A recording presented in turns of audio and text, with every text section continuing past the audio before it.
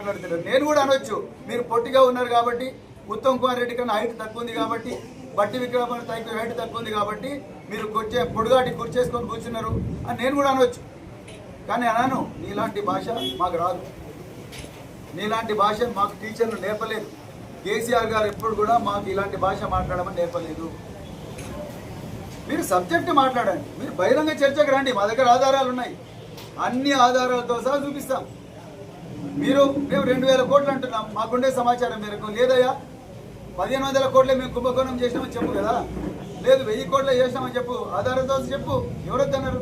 ఎందుకు అసహనం, ఎందుకు బాడీ షేమింగ్? ఇదేనా మీ సోనియా గాంధీ గారు మీకు నేర్పించింది? ఇదేనా మీ రాహుల్ గాంధీ గారు మీకు నేర్పించింది? సో అందుకొరకు తెలంగాణ ప్రజలారా దయచేసి గమనించండి, ఈ ప్రభుత్వం మొత్తం కూడా దోపిడీ చేస్తూ ఉన్నది. ఈ ప్రభుత్వం మన పేద ప్రజలకు అదేవిధంగా మన బిడ్డల పొట్టల్లోకి రావాల్సిన తిండిని కూడా దోపిడీ చేస్తూ ఉన్నది. చేనేత కార్మికుల నోటికాడ కూడును తీసేస్తూ ఉన్నది. మఫద్లాల్ అంటోనికి మొత్తం కూడా టెండర్లు కట్టబెడతా ఉన్నది. పారదర్శకంగా వ్యవహరించడం లేదు. అధికారులు వత్తాసు పలుకుతూ ఉన్నారు. నేను అధికారులకు చేతులు జోడించి చెప్తున్నాను, మిత్రులారా, నేను కూడా మీతో 26 సంవత్సరాలు పనిచేసిన. రేపు బీఆర్ఎస్ పార్టీ అధికారంలోకి వచ్చిన తర్వాత పోలీస్ అధికారులకు చెప్తున్నాం, అదేవిధంగా మిగతా అధికారులకు కూడా చెప్తున్నాం, బీఆర్ఎస్ పార్టీ అధికారంలోకి వచ్చిన తర్వాత ప్రతి ఫైల్ను కూడా చూస్తాం. ఎవరెవరు ఫైళ్ళల్లో ఏమేమి రాశారు. ఇలా పొన్నం ప్రభాకర్ మాట్లాడుతున్నాడుగా హరీష్ రావు గారి మీద. నేను అడుగుతా ఉన్న పొన్నం ప్రభాకర్ గారిని, పొన్నం ప్రభాకర్ గారు మీకు తెలుసా జివో 17 వచ్చినట్టు? ఆ ఫైల్ మీ దగ్గర నుంచి ఎందుకు సర్క్యులేట్ కాలేదు?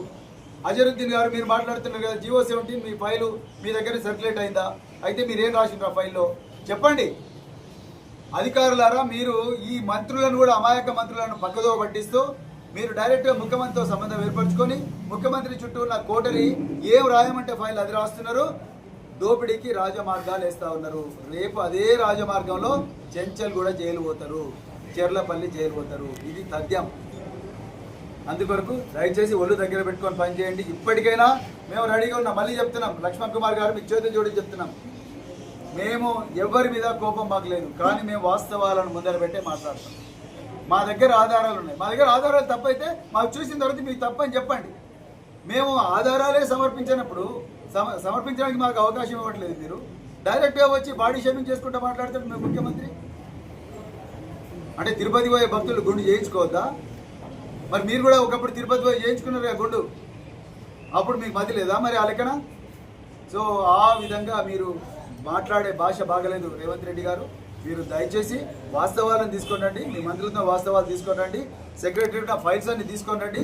ఆ ఫైల్స్ తెలంగాణ ప్రజల ముందర పెట్టండి, అప్పుడు మాట్లాడదాం. మీరు ఎన్ని కుంభకోణాలు చేసిందో, ఎన్ని తప్పుతున్నారు. అంతే తప్ప మా అగ్రనాయకులను అదేవిధంగా మా బీఆర్ఎస్ నాయకులు ఎవరైతే ఉన్నారో మీ దోపిడీపై గలవెత్తిన వాళ్ళందరూ బాడీ షేమింగ్ చేయడం కానీ లేకపోతే బూత్ మాటలు మాట్లాడడం కానీ అవన్నీ చేస్తే మాత్రం తెలంగాణ ఊరుకోరని చెప్తూ మరొకసారి మరి ఈరోజు నాగర్ కర్నూలులో ఇంత ఓపికగా మీరు ఈ మీడియా సమావేశాన్ని విన్నందుకు మీ అందరికీ కూడా హృదయపూర్వక ధన్యవాదాలు. జై తెలంగాణ.